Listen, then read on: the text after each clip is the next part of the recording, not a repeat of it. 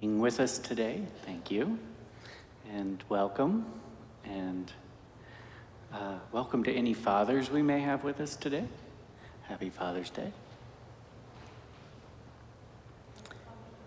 Oh, well, thank you.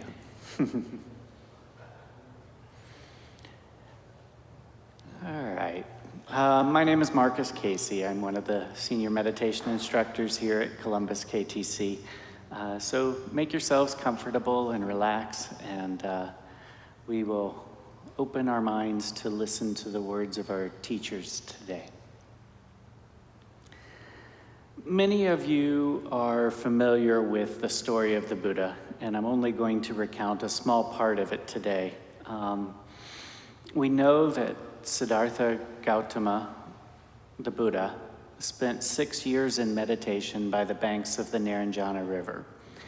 And in his book, Dharma Paths, Khenpo Karthar Rinpoche says that there was a Hindu practice in which people cultivated inner peacefulness, which is very similar to the basic practice of meditation that we practice in our tradition called calm abiding meditation, or shamatha. And through this practice, people experience inner peacefulness, which they thought at that time was the highest achievement possible through meditation. And the Buddha practiced in this way for 6 years. And he came to realize that shamatha alone was not enough to enable him to benefit other sentient beings. He developed peacefulness of mind during this time, but he realized that it was necessary to go on to a further level of meditation known as vipassana, or profound insight, in order to attain the highest stage of realization and then to be able to benefit sentient beings. So, with his wish to benefit others, he sat under a Bodhi tree, vowing not to get up until he had attained complete enlightenment. And in the pinnacle stage of this meditation that the Buddha was practicing, hordes of evil beings tried to prevent him from attaining complete enlightenment. They created distractions and manifested themselves around the Buddha in different forms, both fearful and attractive. But because he was in a profound state of samadhi, or meditative concentration, nothing could distract his mind. Neither fear nor temptation could distract the mind of the Buddha, and therefore he overcame all the outer, inner, and secret obstacles. So in this way, the Buddha became what is known as a stainless being, unstained by faults, unstained by obscurations, unstained by negative karma. And immediately after the Buddha had overcome all these obstacles, a voice came from the sky and said, "We have found the greatest teacher of all, one who will benefit limitless sentient beings in time to come." And it is said that the sound of the voice was heard by all the living beings at the time. And since they knew the voice was referring to the Buddha, they requested him to reveal the teaching to them. However, the Buddha did not accept their request, but went back into the meditative state for 49 days, knowing that at that moment his realization of profound wisdom was too complex and difficult for people to understand. Now, after this 49-day period of profound meditation, all the bodhisattvas on the higher levels of realization, knowing that it was the right time for the Buddha to reveal his teaching, manifested in the form of deities and other divine beings, and requested the Buddha to turn the wheel of Dharma. This time the Buddha accepted the request. However, he said that he must first turn the wheel of Dharma in the right place at the right time. So his first teaching took place at Sarnath near Varanasi in a grove called Deer Park. So after reaching complete enlightenment, then meditating for 49 days on how to teach what he had learned to people like us, and even then relocating to find just the right location, he gave a teaching. So with that very dramatic stage set, we're going to talk about that teaching and specifically focus on how it can transform our lives and how we can apply it to our daily living. So before we get going too much further though, you can pull up your sheet to the refuge prayer, and let's go ahead and chant it. Let's do it one time in Tibetan, then one time in English, and then the last time again in Tibetan. If you don't know the prayer, obviously the English is right there, but if you don't know it, just listen and make the aspiration to awaken and to help others to awaken. Om Sanjay Chidang Tsoki Chonam La Jang Chu Bardu Dagni Kyap Suchi Dagi Jinso Gi Pe Sunam Gi Drola Penchir Sanjay Drupar Shok. In the Buddha, the Dharma, and the assembly most excellent, I take refuge until I reach enlightenment. By the merit of generosity and other good deeds, may I achieve enlightenment for the sake of all beings. Sanjay Chidang Tsoki Chognam La Jang Chu Bardu Dagni Kyap Suchi Dagi Jinso Gi Pe Sunangi Drola Penchir Sangje Drupar Shok. All right, so back to our story. After this dramatic buildup, and by the way, it said the audience for this teaching was that you had to be a very advanced practitioner to attend this teaching. So the audience was only 5 humans, the 5 people he had been meditating with, as well as I think it was maybe 80,000 gods and bodhisattvas who gathered to hear this teaching. And of course, the teaching is the teaching of the 4 Noble Truths. And very concisely, the 4 Noble Truths are the truth of suffering, the truth of origin, the truth of cessation, and the truth of the path. So let's unpack these one by one, and then after we've really talked about what that means, we'll circle back and focus on what they mean in our daily lives and in our decision making and how we look at people, in our relationships, things like that. The first truth the Buddha wanted to communicate after his enlightenment was the truth of suffering. And this is the truth that all beings in conditioned existence in the phenomenal world experience pain and suffering. And according to Buddhist philosophy, we become imprisoned in a cycle of existence called samsara.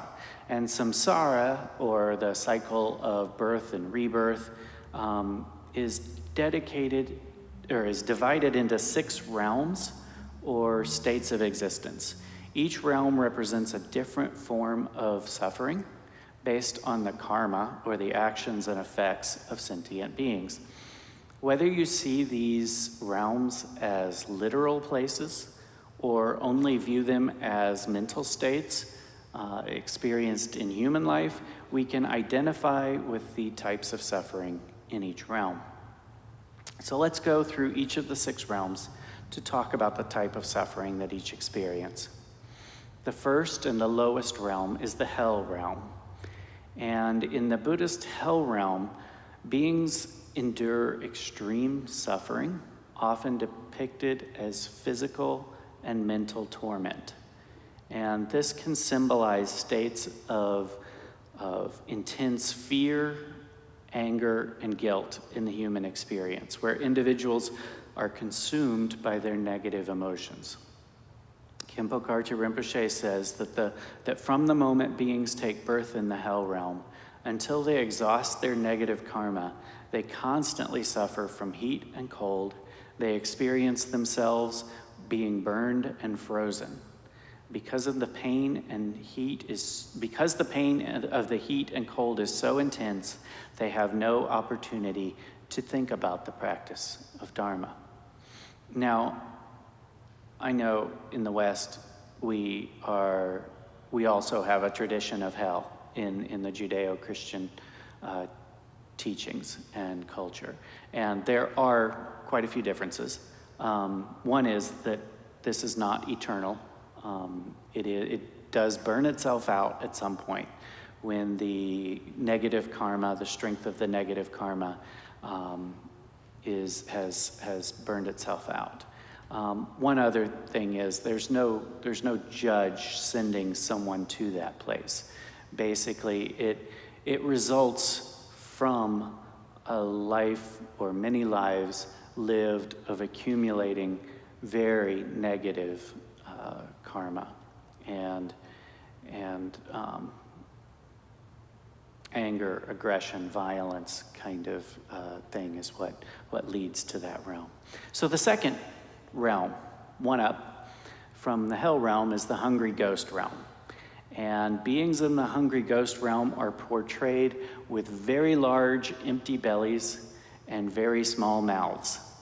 And they suffer insatiable hunger and thirst from the moment they're born into this realm until their negative karma is exhausted.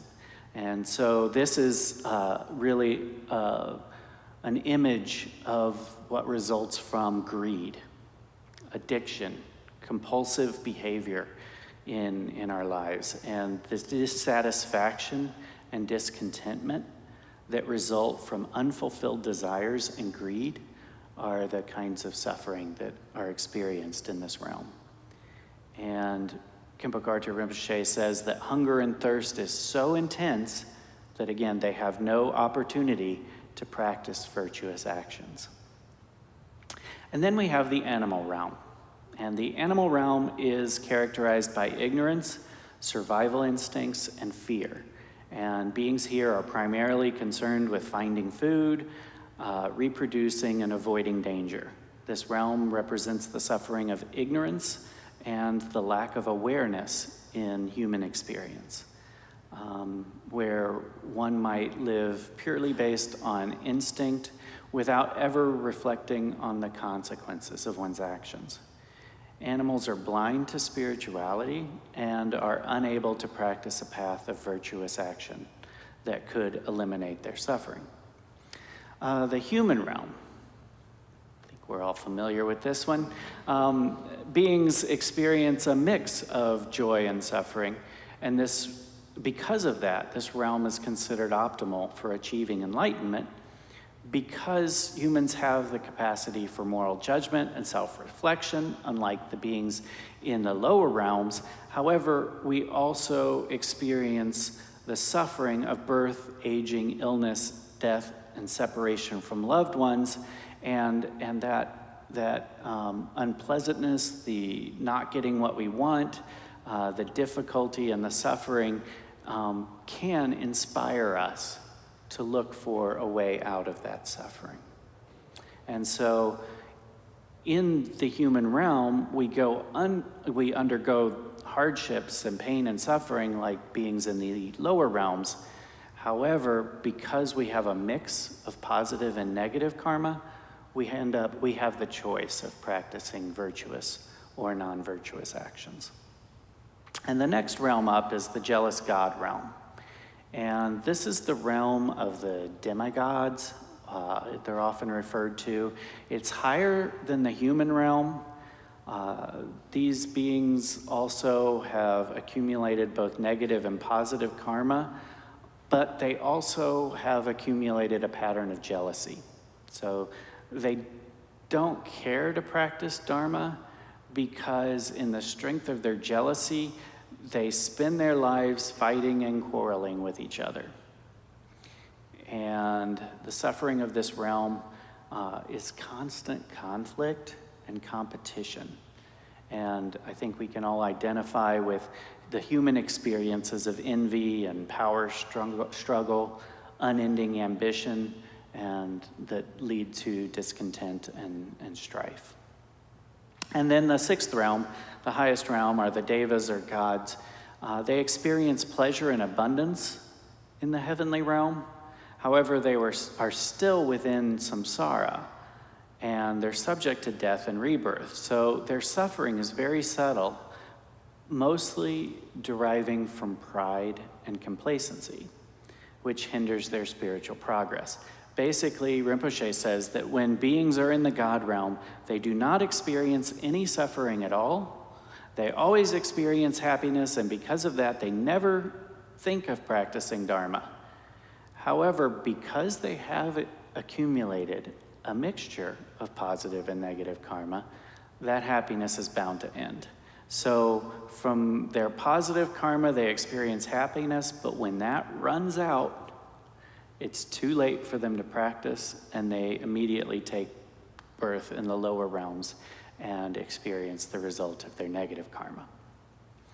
So, and Rinpoche gives an interesting metaphor for this. He says that the mixture of positive and negative karma is like a bow and arrow. We shoot an arrow up in the air as hard as we can.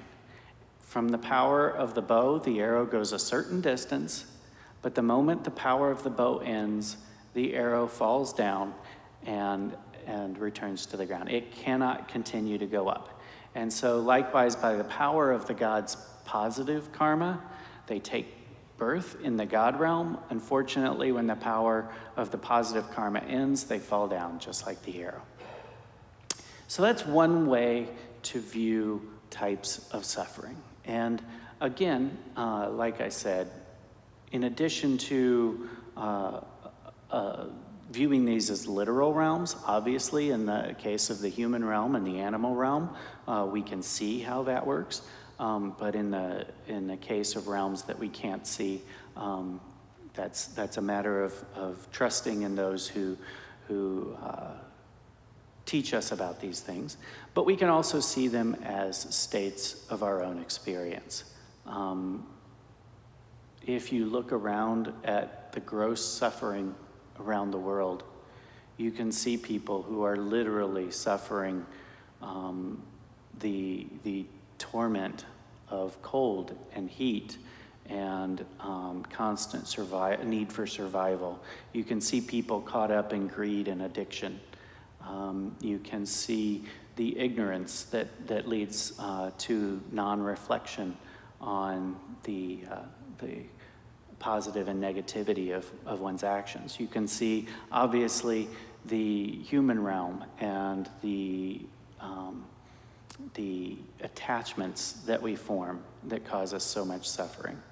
And then the jealousy, very common, as well as then the highest realm is characterized by pride. So you can see people who seemingly don't suffer, who seemingly have everything. And the idea here is that they are also suffering. So that's one way of dividing suffering and visualizing the suffering that we all experience. The third way, another way of dividing them is into three types of suffering. And these apply across all the six realms. The first is the suffering of suffering. And this is the more obvious form of suffering that we can see. This is sickness, this is illness, this is death. It's pain, it's aging, it's emotional distress, it's loss.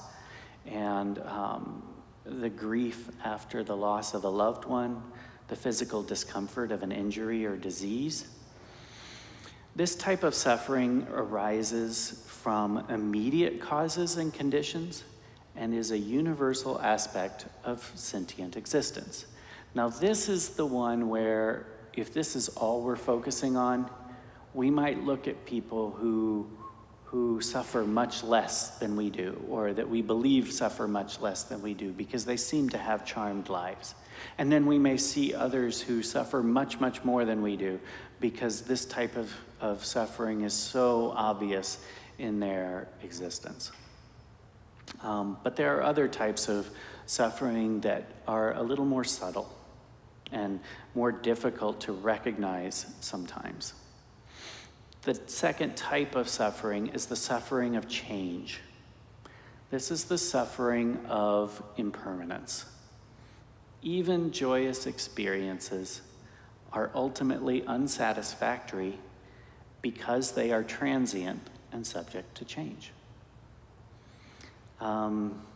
Think about a vacation, or the best meal you've ever had, or a relationship at the very beginning when it's exciting and new and passionate, right?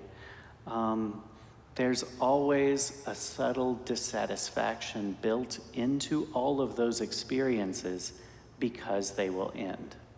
They will end in one way or another. The happiness from a new purchase, it will fade away, right? It always will fade away. And this form of suffering underscores the Buddhist principle of impermanence. Longtime KTC friend Ed Powers, I've heard him say on several occasions, he said, think of a marriage. It will always end in either death or divorce, right? Every one of our relationships ends in some way or another. And so built into everything is the suffering of change. That is our condition. That is the human condition, we call it, but it's not just the human condition.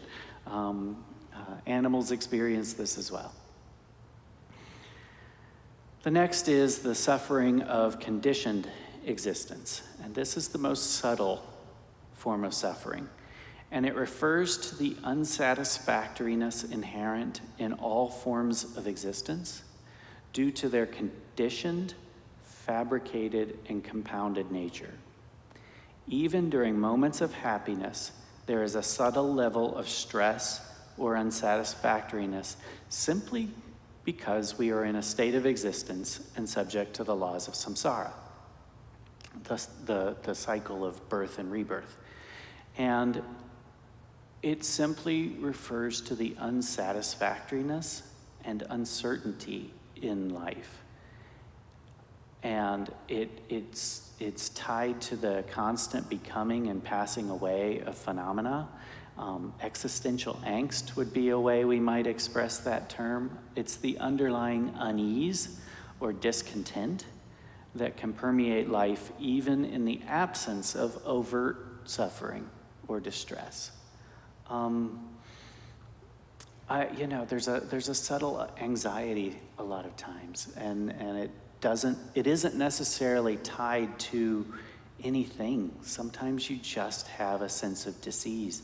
Sometimes you just can't connect in the present moment. You end up constantly stressed, constantly impatient. You're driving behind a car that's slower than you, and maybe you don't even care if you get to the grocery store 10 seconds faster, but there's just this inability to relax and be present in the moment. And I think we all carry that with us, regardless of how charmed our lives are or how difficult our lives are. I think some people who are very ambitious and driven, there's the inability often to slow down, and there's this constant sense of needing to accomplish. There's a constant sense of lack that many of us carry with us, and nothing's ever enough. There's I think we can all connect to this, and I think people on all socioeconomic levels can also connect to this kind of dissatisfaction. So obviously this all sounds like bad news. It sounds very negative, but we're not done yet, so let's keep going. The Buddha said that if we want to get rid of suffering, we need to understand the origin of our suffering. So the second noble truth is the truth of origin. In our Western culture, and I touched on this when I talked about hell, we tend to think of suffering as a punishment or a curse. But in Buddhism, we understand our suffering to be simply the natural result of our actions. With our actions, we create both positive and negative karma. And these accumulate in our negative mind states known as kleshas. Rinpoche said, no one created us in this form. We ourselves are the creators. Thus, the cause of suffering is twofold. One part is karma, and the other part are kleshas. When we practice positive or negative actions, we accumulate positive or negative results. Once that is created, the result is inevitable. We are born according to the states that we have built, and our habits and our experiences are influenced by it as well. Our negative actions accumulate in our negative mental states called kleshas, and these are the defilements that we have within ourselves in our present state. And they are the defilements that create these 6 realms that we talked about: aggression, greed, ignorance, attachment, jealousy, pride. We all have seeds of these kleshas within ourselves, and these are the seeds for being born in the 6 realms. Our suffering originates from our aggression, greed, ignorance, attachment, jealousy, and pride, and the negative actions that have reinforced these negative mental states. Our negative mental states are habitual reactions, and we suffer because of this. And what is behind all of these negative mental states? It's an attachment to ourselves. It's an attachment, it's a self-centeredness, it's an ego clinging or ego fixation. Shantideva put it so concisely in The Way of the Bodhisattva. He says, all the joy the world contains has come from wishing happiness for others. All the misery the world contains has come through wanting pleasure for oneself. So when our focus is self-centered, we are going to create a pattern of actions that are prideful, that are jealous, that have attachments and greed and ignorance and aggression. So once we understand the second noble truth, the truth of origin, where our suffering comes from, then we move on to the most profound statement to me in this whole talk that the Buddha gave, and that is the truth of cessation. The truth that suffering can have an end. And I honestly, this is a profound truth. Through the second noble truth, we understand the meaning of samsara. And Rinpoche says, samsara means circling or cyclical motion, going around the 6 realms. The potential to take birth in any of the 6 realms exists in all of us. We take higher or lower birth according to the strength of our defilements, greed, hatred, ignorance, jealousy, pride, and attachment, and we continually circle. If we can remove the kleshas, these 6 poisons, that are at the origin of suffering, the suffering ceases. And this is the third noble truth. And now, Rinpoche says that being in samsara is not like being in a cage from which we can't escape. It's not like being in a prison. Samsara is a matter of the mind. It is the defilements. This is not just, it's not a place where if we can get out of this place, then we can get out of suffering, right? Samsara is a matter of the mind. It's the suffering of our mental states. And when we remove those kleshas, then samsara does not exist anymore in our minds.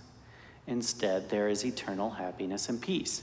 When we have overcome the 6 poisons, no matter how much we search for suffering, we will never find it because we have completely removed the root of suffering. So remember how we boiled the kleshas down to self-centered attachment? The third noble truth says that the end of suffering is reached by extinguishing our ego clinging, the root cause of suffering, according to the Buddha's teachings. This cessation of suffering isn't a merely passive state, but represents the attainment of a profound and transformative peace and happiness. This truth points to the state of nirvana. And now nirvana is a much more common term in our society and kind of has our own societal spin on it, more so than samsara. But again, nirvana is not a place.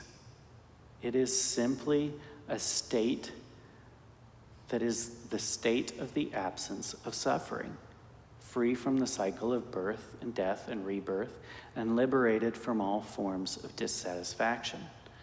It is ultimate peace, liberation, and enlightenment.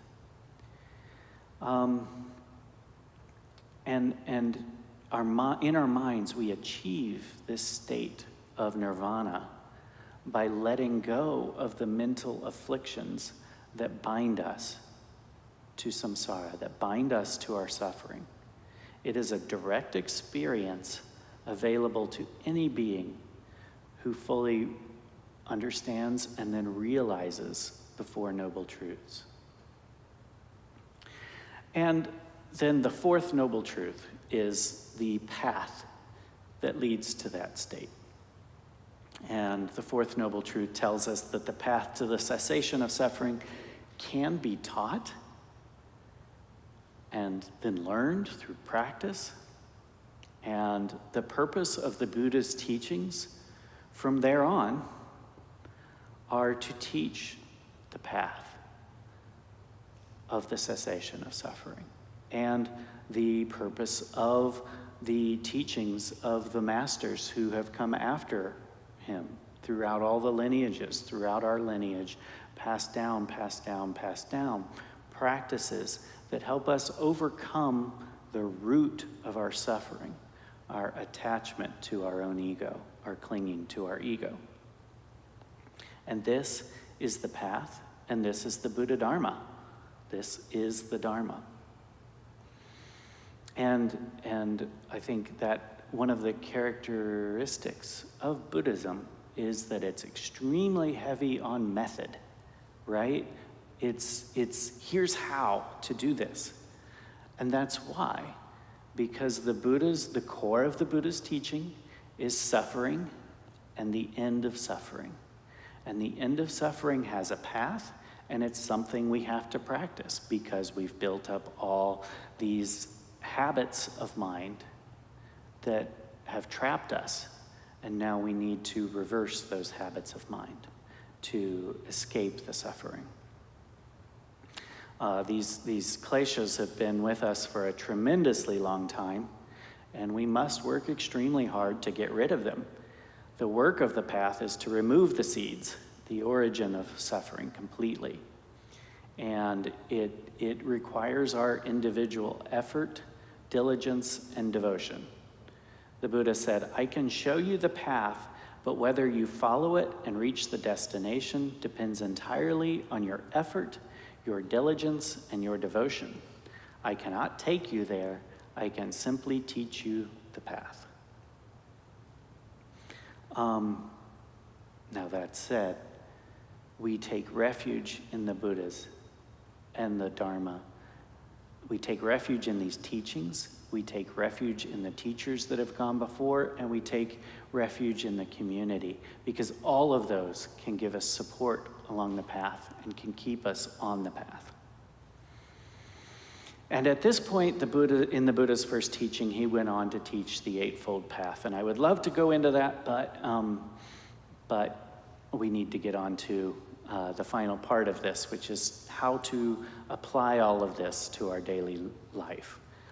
The Buddha went on to teach for 50 more years, and many, many methods for uprooting our ego clinging. So let's talk about how this can transform our daily lives. First and most importantly, the Four Noble Truths give us a new way to reframe our view of the world. The Buddha said that we must know and understand suffering, and when we understand suffering, there is nothing more to understand. So let's reframe our daily lives and the way we treat others, our relationships, etc., in terms of the Buddha's teaching on suffering. There are many lenses we often use to look at the world. We look at power dynamics, right? Who has it, who doesn't, how to obtain power, how power is lost, the power of individuals, some more than others, the power of nations, some more than others. Others look at the world through the lens of material gain and loss. Individuals with more resources and those with few. Countries with more resources and those with few. The rich and the poor. There are many, many ways to look at the world, and they each have their place. But at the root of all of them is suffering. Those with power suffer.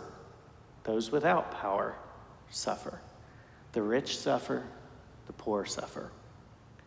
Any worldview that does not acknowledge the primary role of suffering is incomplete. One man's insecurities, and we've seen this throughout history, one person's insecurities can cause them to tap into the suffering of others and lead them to commit heinous acts. And always at the root of this are the negative mind states, the kleshas. On a more mundane scale, look at the traffic on a weekday morning. Look at 315 or 270. What's everybody doing? All of us are looking for happiness to avoid suffering, right? Where are we going?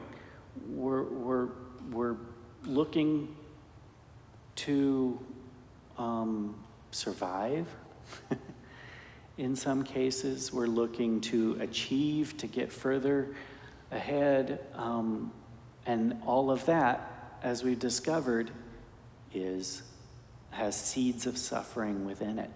We're all looking to avoid suffering and to reach for happiness. So I think one of the most powerful and one of the most important ways we can take the Four Noble Truths is just to recognize suffering in everything. Recognize the suffering of our impatience sitting at a red light. Recognize the suffering of those whom we have trouble with, of the powerful. Recognize the suffering of the overlooked. Those who are just strangers to us, but there are people who are strangers to almost everyone who really don't have anyone in this world. The man sitting at the corner today, when you come in, I'm sure that's not what he wants to be doing, right? see that in terms of suffering. View the suffering of animals, the suffering of having to live in a fight or flight kind of mentality at all times, the ignorance to act only out of instinct and things, you know? I mean, it's heavy when you look at it, but it is the truth of our existence. When we learn to interpret our experience through the lens of suffering, we can become more mindful observers of our own motivations, right? So why am I looking for that little dopamine fix? Why am I scrolling social media? Why am I turning on Netflix? Whatever it is we're doing, and nothing wrong with any of those things in and of themselves, but what are my motivations as I try to distract myself? Am I just trying to distract myself from fundamental dissatisfaction and suffering, either by ignoring it or seeking immediate gratification? That's why our meditation practice is so important, because it helps us to note with awareness, but without judgment, the suffering we are experiencing, right? It helps us to look at those thoughts and look at those moments of dissatisfaction and not judging them, but giving a little distance from them and seeing those thoughts and that suffering as it arises. And this acceptance of that is the first step to easing suffering.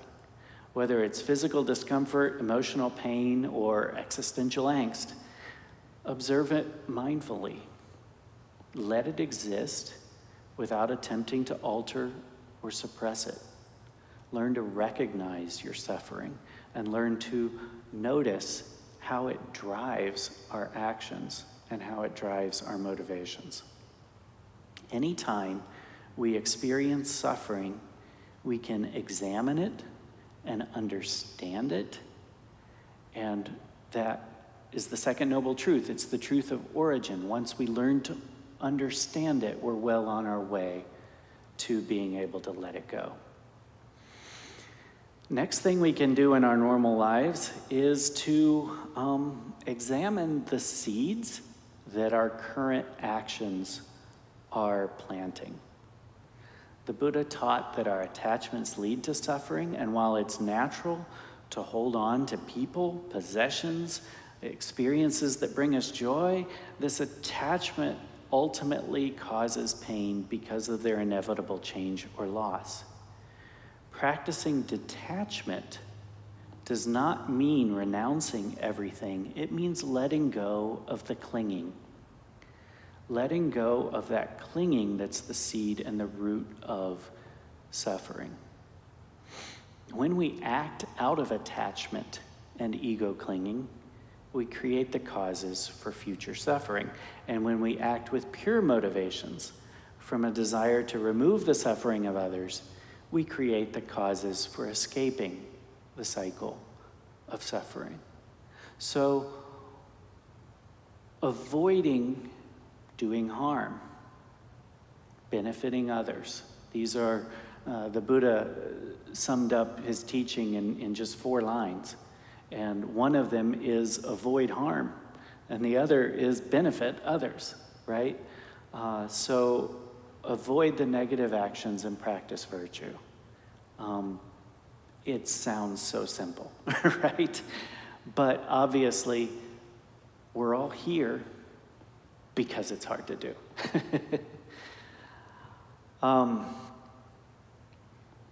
The next thing is to focus on the suffering of others.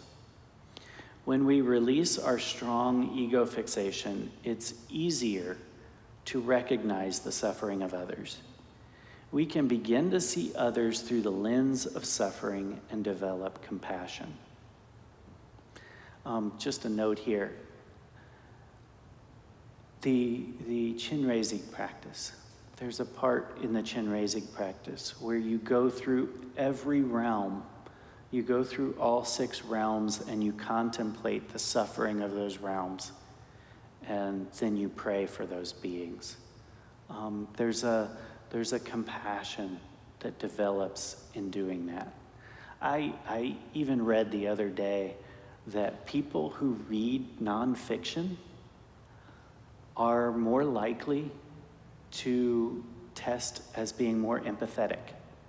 And I kind of thought about that, and I thought, okay, our mantra practices, right? Our mantra practices, we're kind of taking on the form of a deity, of the Buddha, of the Bodhisattva of compassion, right?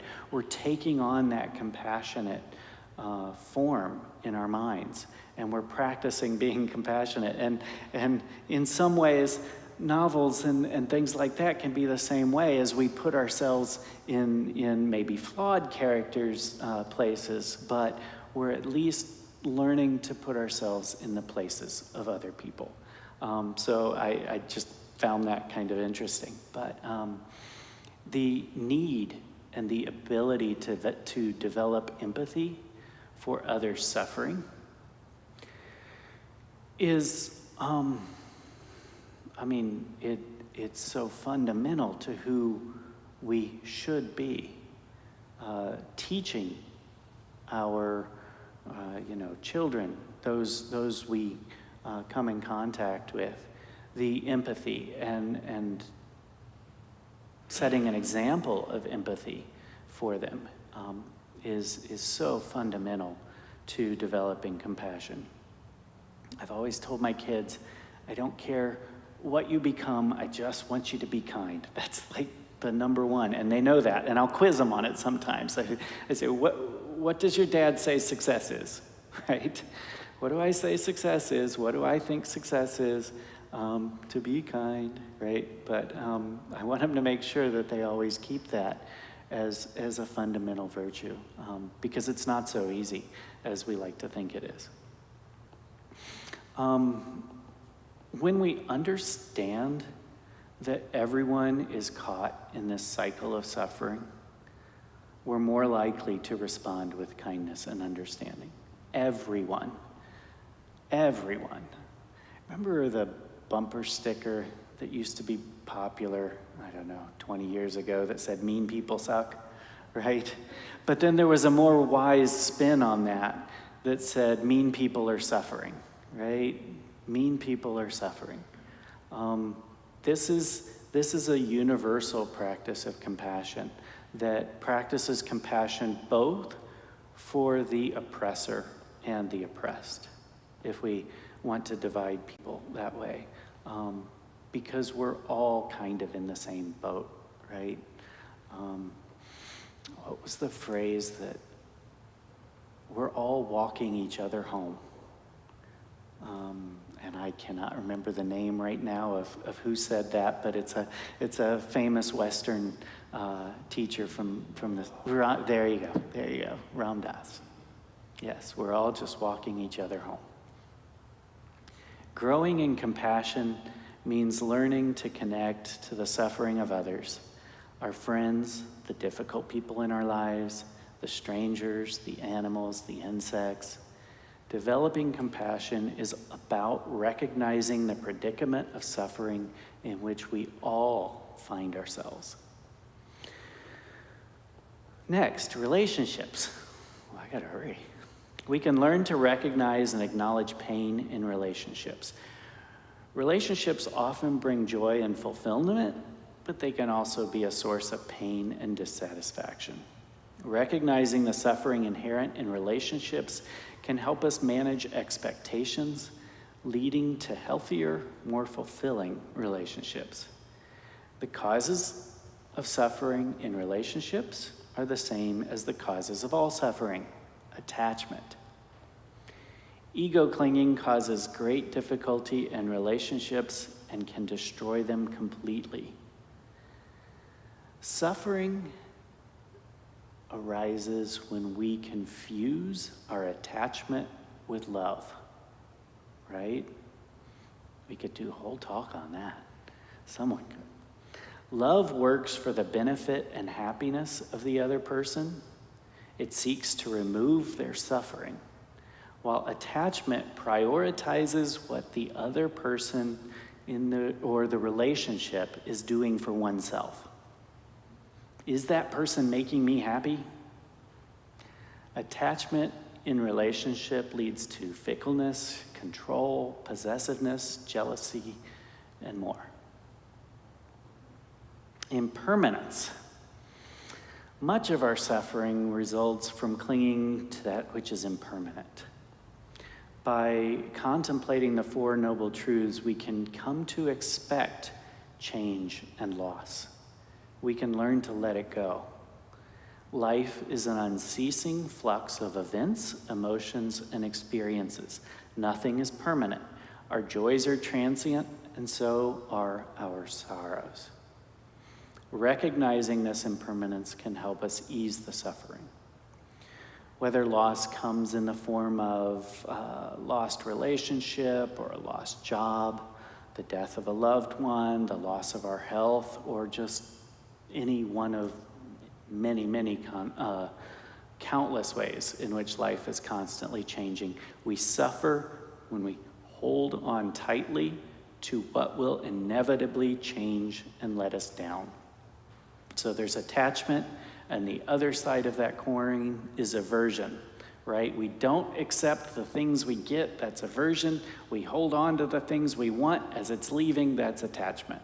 And this constant struggle of dissatisfaction leads to suffering, because it's the lack of acceptance of what is, because it's a constantly grasping toward what isn't or pushing away of what is. So the final way that the Four Noble Truths can be practiced or can be brought into our daily lives is as a motivation for practice. Considering the predicament we are in and recognizing our suffering and the causes of suffering can get us on the cushion, right? It's one of the biggest drivers of bringing people to our center. People recognize that there's something missing. People come because they're suffering, and they're looking for teaching to help with that. Why do we as Buddhists take refuge? What is that about? It's about understanding that while everything else is impermanent and will let us down, there is a truth that we can cling to, that will not change, and that we can take refuge in, that we can find relief in. The fourth noble truth is that there is a path out of suffering, and our teachers give us practices that help us to realize that. And these practices can ultimately lead us out of suffering. It's profound, it's transformative. There is a way out. So practice with diligence and enthusiasm. These teachings are precious, and the teachers who have brought them to us are precious. I feel like there's so much more that we can say, but we're running out of time. So I hope that you take this with you as a reminder to look at your desires and your preferences and your attachments, in yourself, in others, in your relationships. Look at loss. Look at the way you resist change, all through the lens of the Four Noble Truths, and recognize the pervasive suffering and causes of suffering throughout, and then use that as a motivation to benefit beings. So we do have a few minutes here for questions if anyone wants to. We have question mics on both sides now.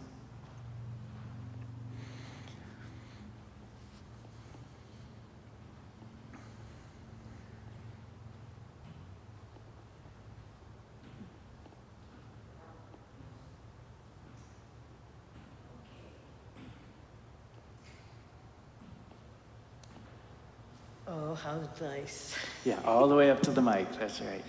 Yes, I like the fact that as far as how to do this. Okay, boy, a lot went through as far as listening to you. And there's so many different religions and so many of the religions, and I grew up in a Roman Catholic environment. And it was inundated by going to a Catholic school and then hearing as far as from the nuns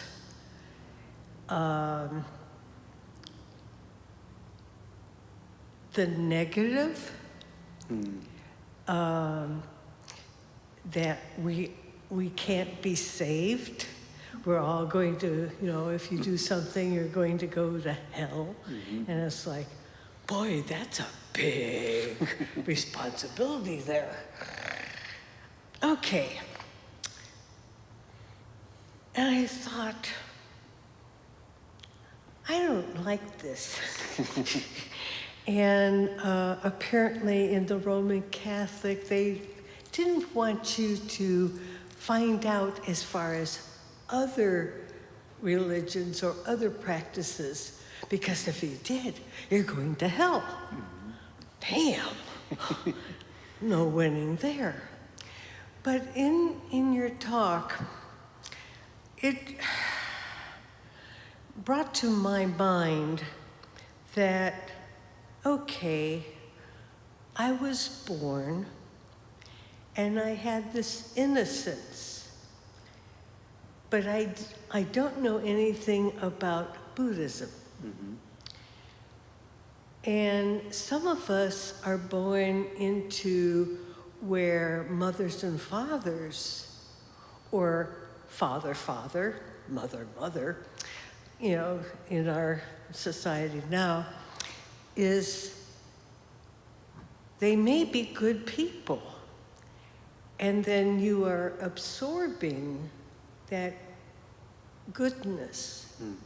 However, if you're born into a very negative environment and you are of innocence, and I'm thinking, okay, we have all these different realms now as I'm learning. Do I know that I came from a different realm? Or am I actually in a realm where I have very negative, harmful, emotionally and physically destructive? So I'm thinking, where am I supposed to go? Because then I end up taking on this negative fraction of a family. And then I look at someplace else. They have nice families. So it's sometimes hard to have compassion, especially for someone who is presented you into this world and they have faulty thinking.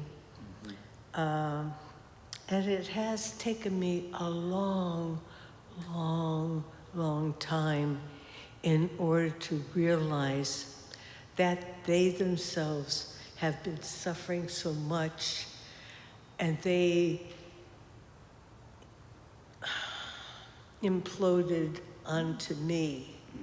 And so I eventually have been able to have compassion and forgiveness.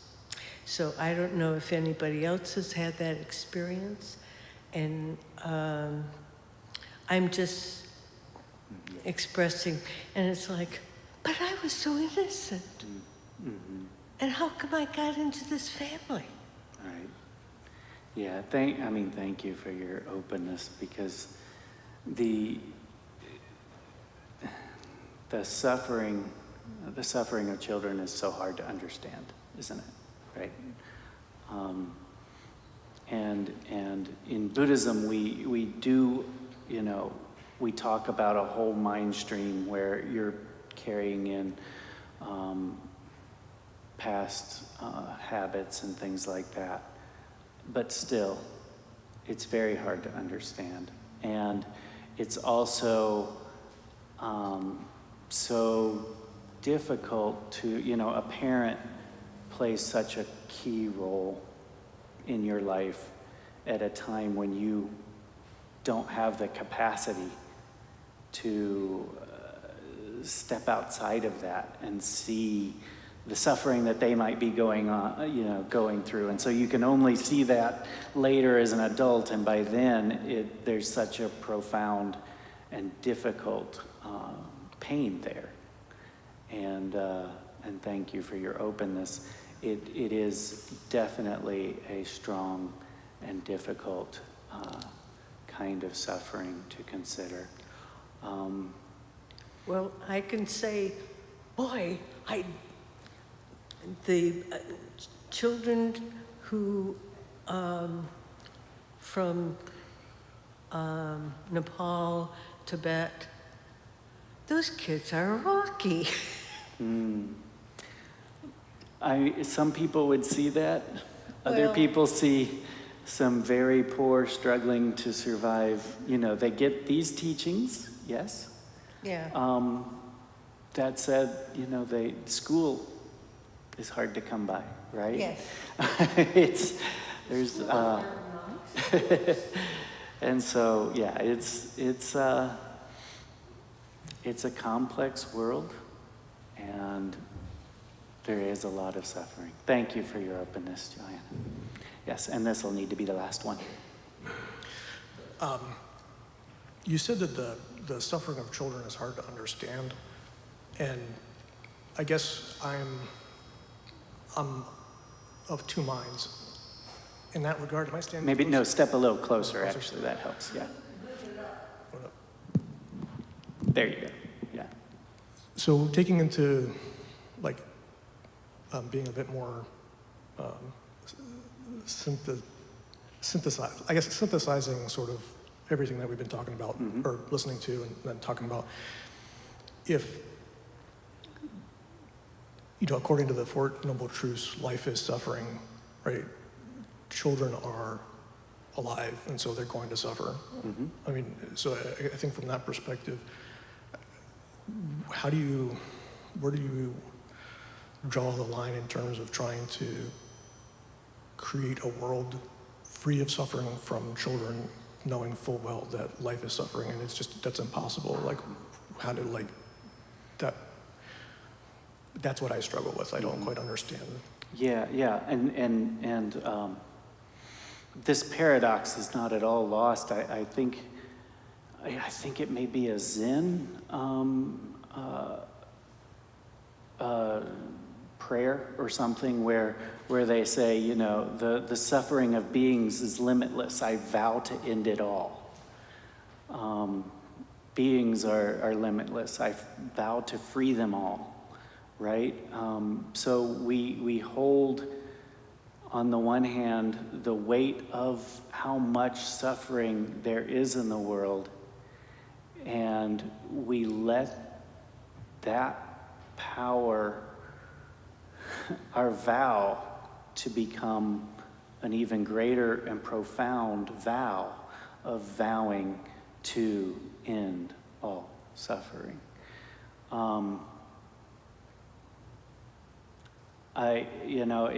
It's karma, misunderstanding karma can actually lead to very harmful things too. In some ways, the caste system that's practiced in certain areas is a perversion of the understanding of karma, right? Well, if they were born in that caste, they deserved what they're getting, right? They deserve that lower place in society.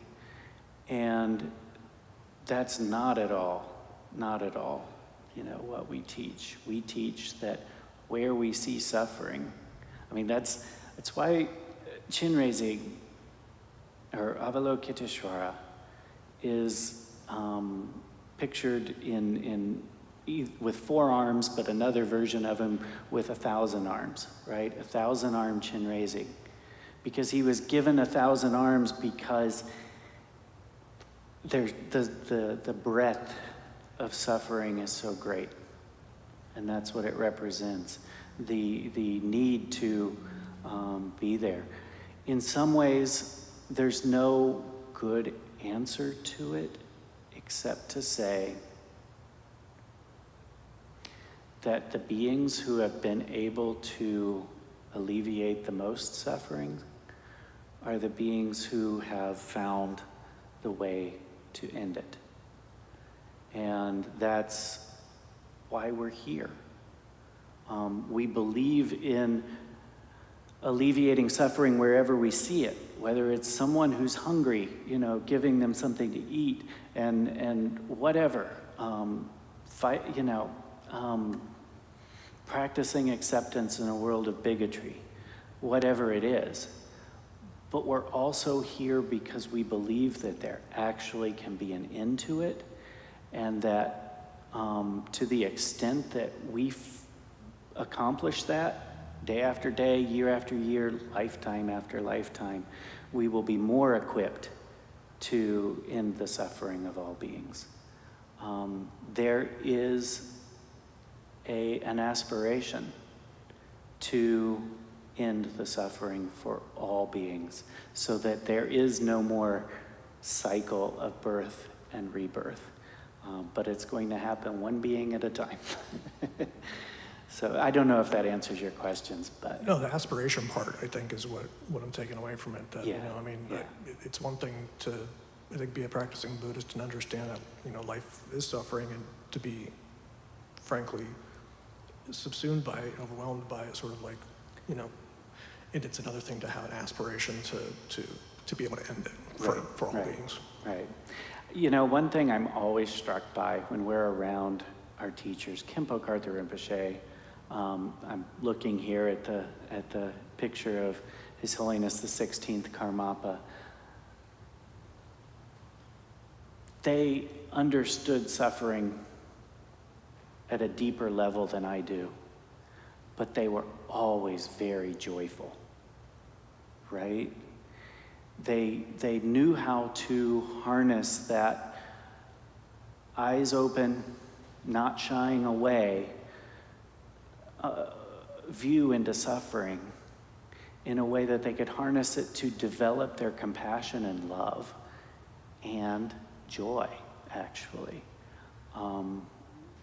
So it's not something that needs to lead us to be very negative and depressed. As a matter of fact, the profound part of the Four Noble Truths is it can have an end for everyone. And human beings are in the most advantageous spot to be able to end it and to start on a path of escaping that cycle. All right, thank you everyone. Thanks for hanging with us. We're running a little late. If you want to pull up the dedication of merit, let's say it in English one time through. By this merit, may all attain omniscience. May it defeat the enemy, wrongdoing.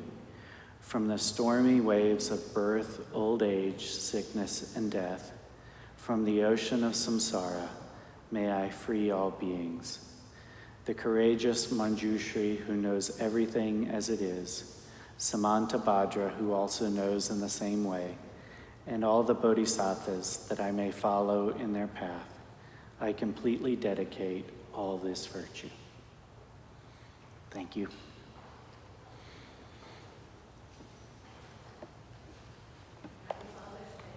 Thank you. Yes, I got to get home to my kids. They were still in bed when I came. Quick question.